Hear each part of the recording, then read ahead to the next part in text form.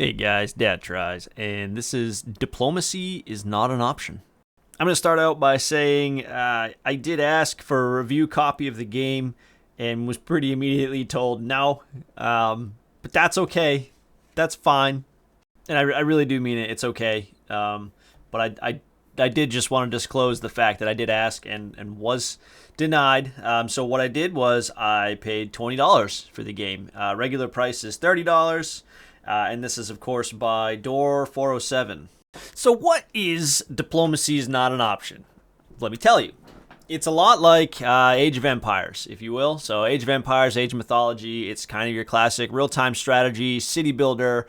You're trying to balance your resources. You are growing your colony. You're assigning folks to cut trees and mine the stone and get the iron. You're building houses so you have more place to put it. You have to pop up some farms so you can feed all your new people. And all the while then trying to balance a military. It's nothing cutting edge. It's nothing we haven't seen before in many other real-time strategy games. But what this one does a little bit differently is every arrow, every projectile, so the trebuchets, the catapults, the explosions, they will throw units individually. All that is broken down at an individual unit basis. And the physics, when you zoom in, are pretty neat to see. And even with those physics involved, it does run on the Steam Deck. Plays fine in handheld mode. I don't personally like the controls of it. My thumbs get kind of cramped. So if you have the ability to dock it, I definitely recommend docking it if you're going to play on the Steam Deck. It runs okay. And again, you can play handheld mode. It hurts my thumbs. So I think really the thing that sets this apart from other real-time strategies is the physics engine behind your units getting thrown around and the enemies getting thrown around. And then, of course, some of these god powers that you get by building different obelisks. The obelisk will give you anything from an astral ray to be able to heal your units or be able to summon a giant meteor. And then those are going to crash down, explode. They're going to do friendly fire damage as well, so be careful with those things. But they really do turn the tide of a battle. And the amount of units that end up in combat at one time can actually be quite a few. So the battles are pretty neat to watch.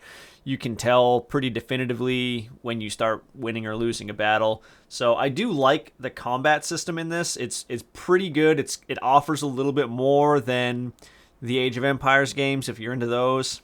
And there's another mechanic that it adds in.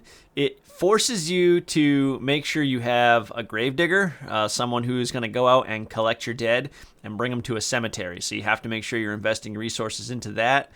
Else, the corpses that you leave laying around will A, disease your workers or soldiers. Anyone who's near the decaying corpses are going to get sick if you don't have someone taking care of them. And B, if you leave them there long enough, they're going to resurrect and come back as zombies.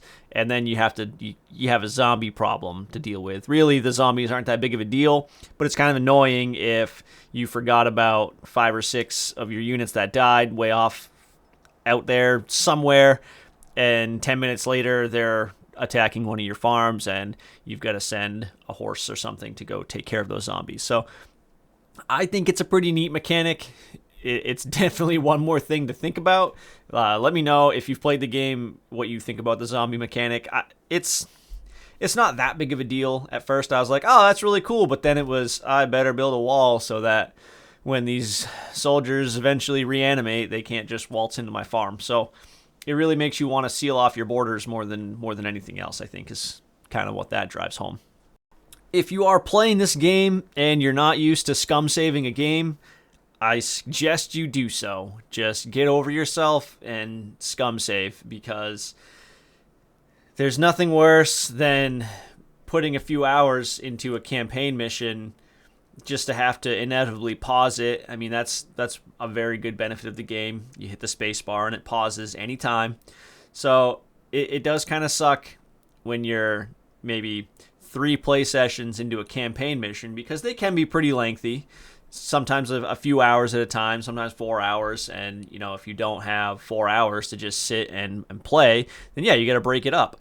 But what really sucks is you'll get a good start, so you think you'll have 2 hours into a campaign mission, everything's going great, but then the waves start coming and they get exponentially harder as the wave of enemies start coming and attacking your base. And it's been a couple times where I've been working on a campaign mission for 2 days, and then all of a sudden I get completely overwhelmed and everything that I have done is gone. And the last time I saved was 2.5 hours ago, and I just end up walking away and having to take a break. That's actually why it took me so long to make this review, is because I was just frustrated with the game. I turned the difficulty way down to the lowest setting. There is, if you read the Steam comments even, there's a very obvious difficulty ramp up from the 3rd mission to the 4th mission when you have to build some boats.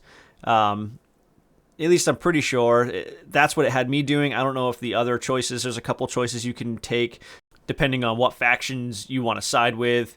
It's going to give you a different ending of the game. So I haven't beat the game yet, but I do know that there are some choices to be made. And the escalation in difficulty from the 3rd mission to the 4th mission, I've talked to a couple people who've played the game, and it seems pretty consistent along the paths. It's crazy. I was playing on like the 2nd hardest difficulty, and I bumped it down to the easiest so I could get through it and then turn it back up for the next mission. I haven't looked into it too much because, I mean, it is what it is. That's why they make difficulty settings in games. So if it is too hard, you can turn it down. But according to the Steam reviews, apparently there's a lot of people who complained about this difficulty setting or the ramp up of difficulty, and the developers essentially told everybody to get good, which it's a little bit funny, but at the same time you have to be able to take that criticism from the people that have bought and are playing your game. So, I mean, I don't know what to think about it. Again, I'm fine turning the difficulty down. I'm not too proud to say I'm not good at this game. I probably never will be. I think now that I've made my review, I'm probably done playing the game, so that's why I've got to say I can't recommend this one, especially for the $30 price tag. And again, just keep in mind, this review is coming from someone who doesn't have a lot of time to invest in games. So if I forget to save it and I lose 2.5 hours, that just takes all the wind out of my sails. I don't want to go back through. I don't want to play it again. I don't have the time to repeatedly play the same thing over and over.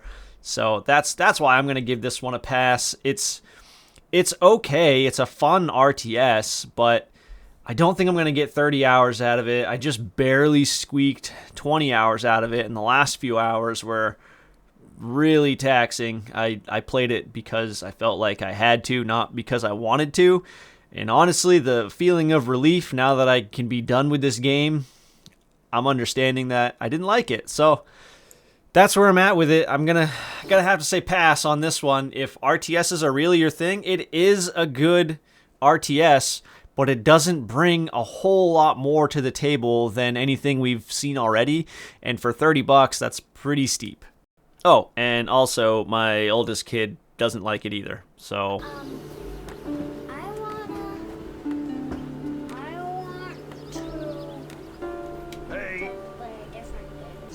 And you need to go to bed too. yeah, so actually that's 2 out of 2 kids not entertained by watching this game either. So, I mean, I guess that counts for something. But anyways, there you have it. This is Diplomacy is Not an Option. It has a pretty funny campaign. Honestly, the writing in it is good, so the story's good if you have the fortitude to want to get through it. Otherwise, it's a no from me. The city is under attack.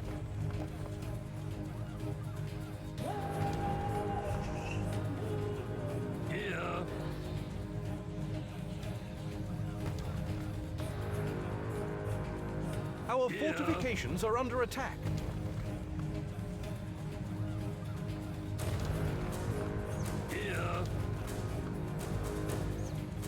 They are attacking the walls.